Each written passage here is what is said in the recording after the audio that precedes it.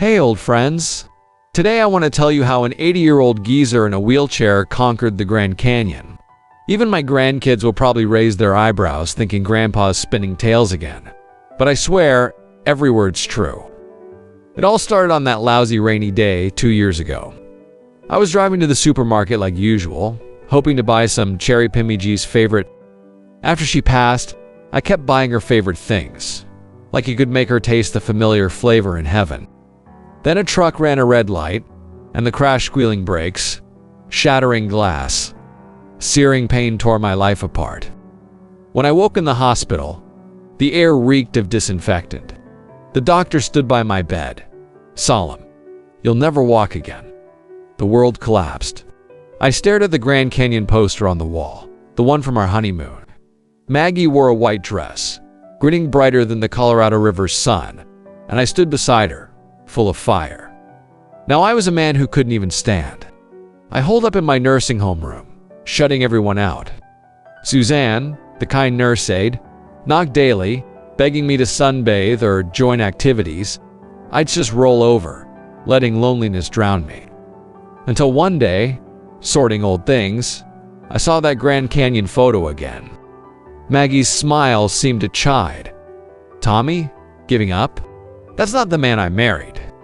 I wheeled to the nursing home bulletin board and ripped down a rock climbing club flyer. Suzanne gaped. "Mr. Tommy, you can barely hold a fork. Climbing? It's too dangerous." I looked at her.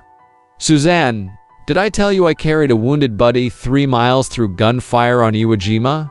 This is nothing." Training became my obsession. The rehab room turned into my battlefield.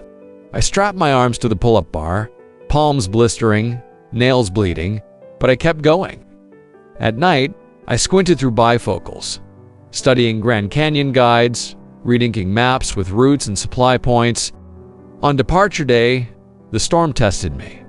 Rain turned roads to mud. My wheelchair bogged down. Guide Jamie frowned. "Mr. Tommy, this weather's too risky. Let's turn back." I pulled Maggie's photo from my pack. "See her? She's up there waiting for me to fail. I can't let her down." We strapped the wheelchair to the SUV and bumped along the Indian Trail for 6 hours. At the Grand Canyon's edge, the cliff trail looked both majestic and daunting.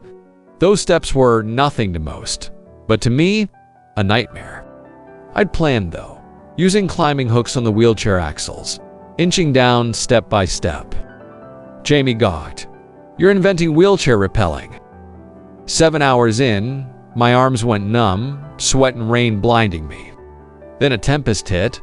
My wheelchair skidded, flipping on gravel. I lay in the mud, forehead bleeding, heart sinking. But I heard Maggie again. "Tommy, remember the bet on who'd reach the lookout first? You cheated on the trail but still lost me a box of chocolates.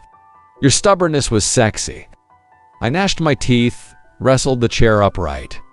"Don't help me," I yelled at Jamie. "I got this." As the sun gilded the canyon, my wheelchair finally reached the Colorado River. I trembled, cupping cool water. All pain vanished.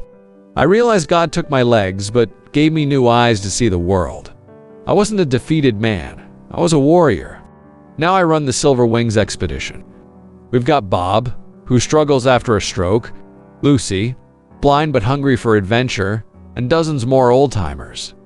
We camp, tackle trails, proving age isn't a barrier. Friends, don't let wrinkles or gray hair define you. Don't let your too old cage you. As long as your heart beats, adventures wait. Next up, Yosemite. Join us, comment below. Remember, no start is too late, only surrender is too soon.